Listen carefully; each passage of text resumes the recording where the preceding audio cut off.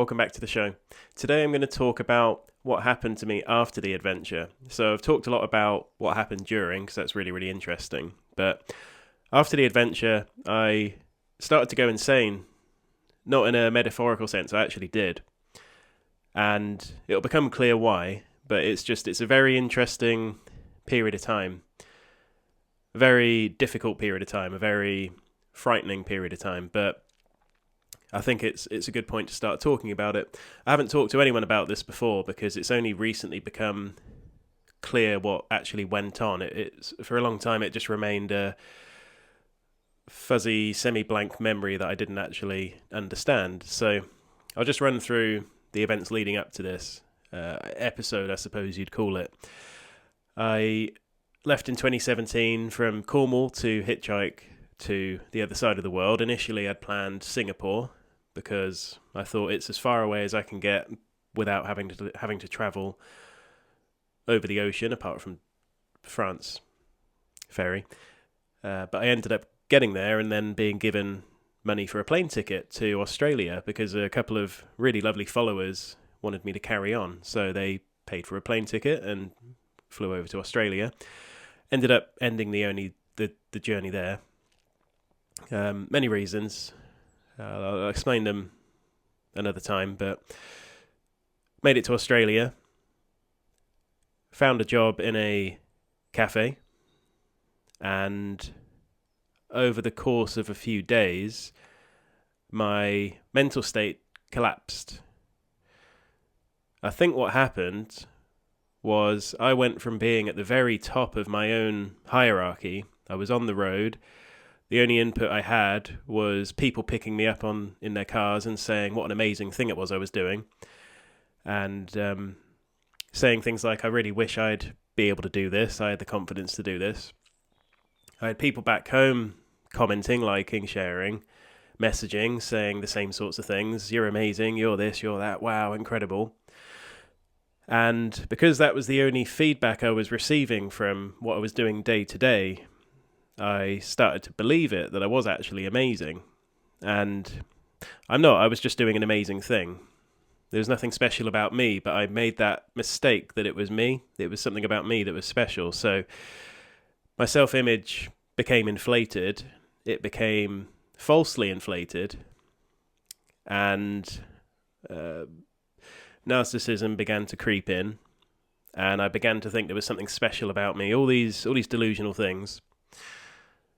And as you can imagine, stopping hitchhiking, re-entering society in Australia, and working in a fairly low-status job in a cafe, that clash was quite hard. It was quite a realisation.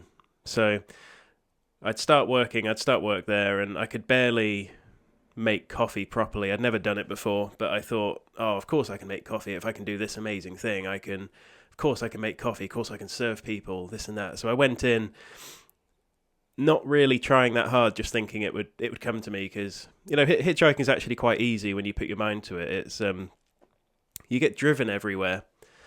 Once you get over the scary stranger's car element, you get driven places. It's not actually that hard. It's yeah, it's just something we don't really do because it is scary, obviously. You know, you don't know the people you're getting in with, but they're always friendly, and like I said, they drive you everywhere. So anyway, and what I found was I couldn't make a good cup of coffee. I couldn't remember an order properly because I was trying to do it in my head, and I kept messing up with the people's change. And what I realised was I was now at the bottom of this hierarchy. I'd gone from the very top to the very bottom. And so it was like Icarus falling too close to the sun. I'd just fallen down to earth. Now, what happens then? What happens when, not just me, when someone has a realization that the way they see themselves and the way they actually are in the world is mismatched, is they get a bit depressed, a bit low, and then they take stock, they recalculate who they are, and they rebuild themselves a bit. Now, what happened with me was so much of me was false that there was almost nothing left to rebuild from. So sitting in this log cabin now, I remember building this just a few months ago. You have to start from the foundation. That's at the very bottom, obviously. The very, very base of this building is the foundation. We just put some paving slabs down. It was already concreted partly, which was good. And then we laid the first row of wooden slats, and then the next one, and then the next one, and then we went up. We realised about 4 layers in, we hadn't left any room for the door, so we had to go back down, build up again correctly, and then we got to the top, and we realised there was quite a big mismatch between one side and the other side. Basically, we'd done it a bit wrong. There was slightly too much thickness on a few of the bits, so we had to take it all the way down again to about layer 4 again, and then build back up. But eventually we got there, and I feel very much the same as I did in Australia with this. So basically there was so much falseness in what I'd become, I had to take myself back down to the foundation. Now there's not much there. There's so much of what you do is unconscious. The way you greet your friends, the way you talk to your partner or whatever, the way you open the door, the way you make a drink in the morning, the way you make food, all this stuff's quite basic, quite built into you. It's very low down. But what happened to me was I had to take myself, my mental state, my mind had to collapse in on itself. It had to be taken apart because it was wrong on such a deep level that I remember I forgot how to talk to people properly. I forgot how to pat dogs. There was one day someone brought a dog into the cafe, and everyone was there patting it on the head, rubbing it and this and that. And I didn't know how hard to do it, for how long, where to do it. It became conscious again, which it shouldn't. You shouldn't be conscious about stuff like that. So, and I did it wrong. I went up to it and someone said, "Oh, you're doing it too hard." And I was like, "How do you know? How do you know you're patting a dog too hard?" Because I didn't. And so, yeah, and I remember taking orders in the cafe from customers and not knowing if I was talking loudly enough, if I was too quiet, if I was standing properly, if I was using the right words, if I was talking too quickly or too slowly. All these things you don't ever have to think about, hopefully, had become conscious. So you can imagine that's really, really overwhelming. Most of what you do in life is unconscious, thankfully, because we do a lot of stuff. You have to be able to not think about most of it. I had to think about most of it. And it was too much. It was overwhelming. Way too much. And so I lost who I was quite a bit. Obviously, having to basically kill off a lot of this false image was one thing, but having to become conscious about every little thing I was doing meant that it's very, very hard to put this into words because I'm still not quite sure what happened, but I think basically I was gripping on to that foundation of myself, who I was at the very base, so hard, and it was getting more and more tough to do that because I was exhausted mentally. So exhausted, I thought I might slip away, whatever that means. And there's this really good book I read around, it was a few years after actually, it's called The Center Cannot Hold. It's by a woman who suffers with severe schizophrenia. I think she's still alive. Ellen Sachs, S-A-K-S. Really great book, really articulate woman who talks about psychosis and schizophrenia and hallucinations. To the point where you can actually put yourself in her position and see what it's like. So I remember feeling that at the time, that the center of me, that very foundation, it can't hold. I felt like it felt like a bit like a sandcastle on the beach and the tide was coming in. I thought that the very thing that holds me together is going to just collapse. And that was absolutely terrifying. Because what happens then? What happens once the thing that holds you together at the very core falls apart? I didn't know. I didn't want to know. So I held on so tightly. And I just threw myself into work. I thought, I've got to keep myself busy. And then it came to me. I'm in a very low status job. I'm not where I want to be. I've fallen from such a height, and now I'm here, but I can rebuild myself here. This is normal life. Cafes, interactions, pets coming in, friendship groups, hierarchies. This is all normal. This is normal life. This is what I need to focus on now. So yes, I'm at the very bottom, but I can work my way up. I can gain respect. I can build skills. I can learn how to interact with people again, because I'd forgotten all these things, like being in and out of people's cars who don't speak English for such a long time. I'd actually forgotten how to interact properly. All I knew how to do was say, this is my journey, this is my passport, I'm Tom, do you have a wife and kids, are you going here, where, what do you do for work? They're sort of not real interactions. A lot of the hitchhiking journey wasn't actually a good representation of real life, because it's not a normal thing to be doing. Meeting a stranger, then picking you up, driving you to a new place, putting up a tent and falling asleep for the night. That's not a normal thing to do. So it's almost like as well that I'd forgotten how to live a normal life, how to maintain friends and how to keep a routine, all these things. So I had to learn how to do that again. So I just threw myself into it. I talked with the supervisor, I talked with the other staff members, I just got them to teach me how to make coffee. I thought if I can make a good cup of coffee, I can do anything. So I did. I learned how to make a really good cup of coffee, and the customers were happy. I even had to ask my supervisor, how do I greet people? How do I take orders? How do I do this? How do I do that? And they almost laid out a script for me. And they must have thought I was very strange. I kept this all to myself because I didn't want to admit that this was going on, because I thought if I do, then it's real, then it's happening. And I didn't feel safe going mad there. I thought if I was in the UK, I could have a breakdown and that would be fine. But in Australia, I didn't know how the mental health system worked, and I didn't want to be in it not knowing how it works. So I think that was a protective factor, definitely, not feeling comfortable having a breakdown. So, but yeah, learned how to make coffee, learned how to interact. And around that time, I discovered a book called 12 Rules for Life by Jordan Peterson. A lot of these rules that he laid out in the book were not common sense, but they were things I just knew to be true deep down, right at that foundational level. I didn't know why they were true, I just knew that they were. So I thought, this is something to grab onto. These are 12 pillars, 12 things to rebuild myself with to be a good person. So one of them was all about standing up straight, looking confident, projecting confidence. And the funny thing about standing up straight and your shoulders being back and you being open to the world is, even if you don't feel open and confident, because your body's like that, you become that. So that was really interesting.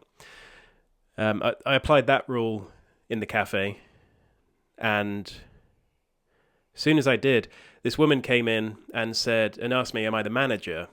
Which was interesting, because a few weeks before, a different woman had come in and asked me if I'm new there when I'd already been there for a few months. So complete change in body language, posture meant I was suddenly not bottom of the hierarchy anymore. And it meant I was becoming skilled and I was becoming competent. And that felt really, really good. So other rules included not taking the easy route, making sure that you follow what's meaningful. And so there was one day I got given a $50 tip. It's about £30 in British money. And I could so easily have just took it for myself. But I thought, no, I'm part of this system here. There's chefs making food. There's other people making coffee. There's all sorts of stuff going on. It's not my money. And the meaningful thing to do would be put it in the tip jar. So I did. Normally in the past, I'd have just kept it, but it gave me just that sense of meaning that I'd been missing, thinking I'm now part of this and I believe in it. So obviously I won't go through the other 12 rules. Read the book, listen to the audiobook if you want to. It's really good.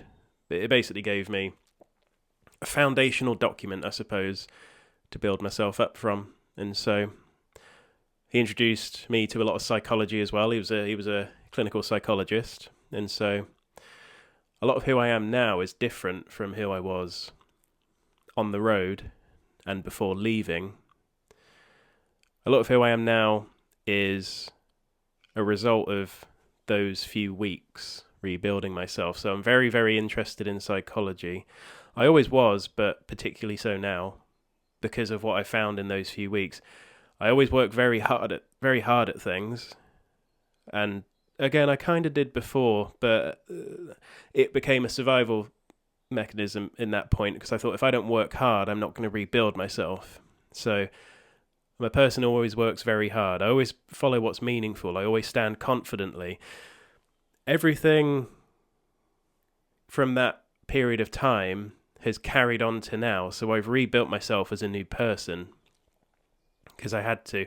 I was thinking when I was rebuilding myself, when I came across this, I thought I'll follow all these things for now. And then once I'm back to normal, I'll become myself again. That didn't happen. It's almost like the Tom who I left in the UK in 2017 when I left was dead. He was no longer here anymore because he had died. That realization when I got to Australia was a death. It's called in psychoanalysis a psychic death or an ego death. You might have heard that phrase before. Basically, you as a identity has to die so a new one can grow. Now, humans are a lot like forests. So you've no doubt gone through this before. If you've moved to a new area before or you've moved jobs, you can let go of a lot of the deadwood that you've left, that you'd built up. So a well-functioning forest has all these different trees in it, all these different plants, whatever. But every so often a bit of deadwood accumulates around the trees. It's shedding the wood or whatever. If that happens too much, if that happens to the point where there's just deadwood everywhere, when a forest fire breaks out, it burns down the whole forest to the point where nothing else can grow. Now, this is what happens in Australia. You see it on the news. Australians have forest fires. Not that often, not as often as they should. But when they have them, it destroys homes, it destroys whole patches of land. What the Aboriginals did, they're the native Australians before we came along, they constantly have forest fires, little fires burning to make sure it doesn't build up. And that's a really, really good approach to life. If you're constantly burning away little bits of yourself that don't work anymore, that are dead, not only are you going to stop yourself having a breakdown like I did, it's going to mean that new growth can come through, the next generation of growth. New beautiful things can come through where the useless dead stuff once was. So, and I think that about myself and anyone really. So if you're in a situation where you don't think you can leave, or you're scared about change, you're scared about becoming something new, don't be scared, really. That's the price of change. That's the price of new growth, is being scared and being uncomfortable. Because part of you's got to die. Literally has to die. It's not so much a metaphor. It is actually a thing. Part of who you are has to go, so a new part can grow. So obviously, sometimes you have to stay where you are. Sometimes you might have a wife and 4 kids. You can't leave them behind, obviously. Sometimes you can't leave your job, but if you're in a position where you can morally do it, if you're in a position where you're actually being pushed to do it by others, by yourself, there might be this really uncomfortable feeling in the back of your mind that's pushing you to go. That is the new growth trying to come through. So go with it. I've done it many times now. I've moved dozens and dozens of times. And every time I do it, a new part of me dies away and another part grows, a new part. And it just means I just feel very much myself, if that makes sense, very as developed as I can be. There's no parts of me that I think I haven't pursued that, I haven't let that come forward. Then when I left Australia, there was another crisis, rebuilding myself in the UK. It took 2 years to get to Australia, rebuilt my life there, got a girlfriend, got a flat, almost a career, had family, had myself built up again. It was really lovely. I had myself back and that was it. But then I had to come back home and COVID-19 happened within that time. Broke up with my girlfriend out there. And so when I came back without a girlfriend, without a place to live, without an income, without a car, without lots of things. But I was me. I had my psyche was intact. My mental state was intact. The foundation was there, and I was built on top of it. And that was it. So I could take myself. This is how it was different. I could take who I was and I could put myself somewhere else and apply myself there. I didn't have to strip myself down and build myself up according to where I was this time. But flew back home. It was very dark, very cold. 6 a.m. on a November morning. It didn't get lighter in the day. It was just dark the whole day. And I remember thinking, it's good to be home. Anyway, stayed with my mum for a couple of nights. Stayed with my friend Jack Rule for a couple of nights. Stayed with my friend Oscar. Stayed with loads of people. Stayed with my brother Will. Just sofa surfed for about 6 months. And I was very fortunate. I didn't actually have to work for 6 months because I'd done really well at cryptocurrency back in COVID when it shot right up. I'd made enough money not to work for 6 months off of that. So really glad that came along, because I just didn't want to go through a repeat of Australia where I start working and then I collapse again. It was a bit traumatized from that, as you can imagine, almost going insane. But yeah, caught up with people, rebuilt relationships, because it was about 5 years of conversations that hadn't been had. People had had kids, people had gotten married, people had left their partner that they were with when I'd gone off hitchhiking. So I had all these friends and family around me, but they weren't themselves anymore, because part of them had died as well. They were a new person. I was a new person again. They were a new person. And that was very unusual, because I thought I'll come back and I'll have these conversations with all the same people. But no, 5 years is a long time, and people hopefully change a lot in 5 years. So over 6 months, all I did was spend time with people and catch up and update and almost get to know them again. So found a place to live, found a job in a call centre, because I had a terrible fear of talking on the phone, so I thought overcome that, get a job doing it. And over time, had the idea for New Day Adventures, the business where I take people out. And then met Emma and got married, and now we have a baby on the way, and I have a house, and it's all just happened step by step. So yeah, and that's how my life got rebuilt after reaching Australia by hitchhiking. Quite a journey, didn't anticipate it. It was almost as hard as the actual hitchhiking journey, so there we go. Thanks so much for listening. What I'll do now is I'll ask that question I mentioned. So I've now finished school and I'm unsure what to do with life. I started working a traditional 8 till 5 job, but after 3 days of working, I've realised this job is not for me.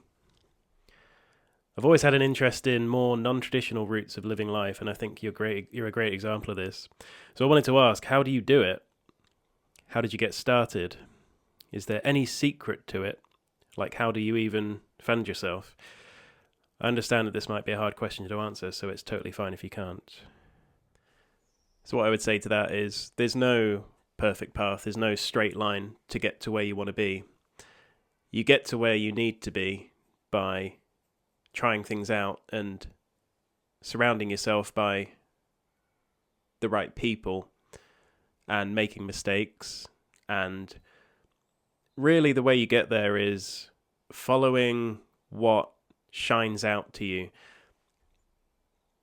And it's a really weird thing to say, I know, but parts of the world do shine out to you. So you might be listening to a conversation, it might be a television show, it might be people talking, and suddenly they'll mention a car, or they'll mention a camping trip, and something about that will call out to you. It will say, this is interesting, there's something in this.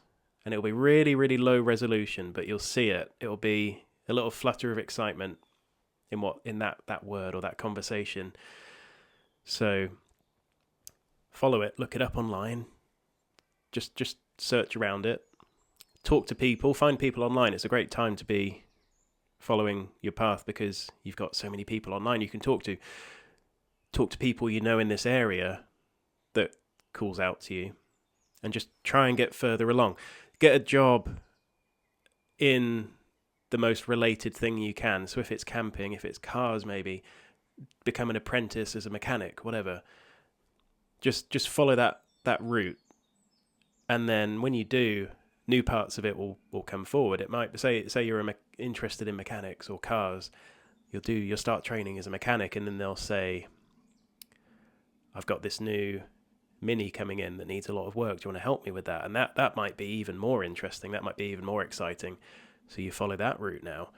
And then you might think, oh no, it's actually the headlights are interesting to me. I don't know, I like lighting. And then you might divert a little bit, and then you'll get there and divert again. And what you'll do is you'll go zigzag all the way around until you get to this point. And you're always going to be zigzagging a bit, but you'll get more and more focused on where you're actually supposed to be going. So don't worry about wasting time as long as you're building skills as well. One thing I'd say is every single thing I've ever done, every job I've had, every bit of voluntary work I've done has been helpful to what I am now. And everything I do now, I draw on all these skills at some point that I've done in the past. So whatever you do, it's going to be helpful for the future, and it's going to push you forwards. Just don't be scared about leaving things behind, like I've talked about in this episode. So that's it. Thanks again for listening.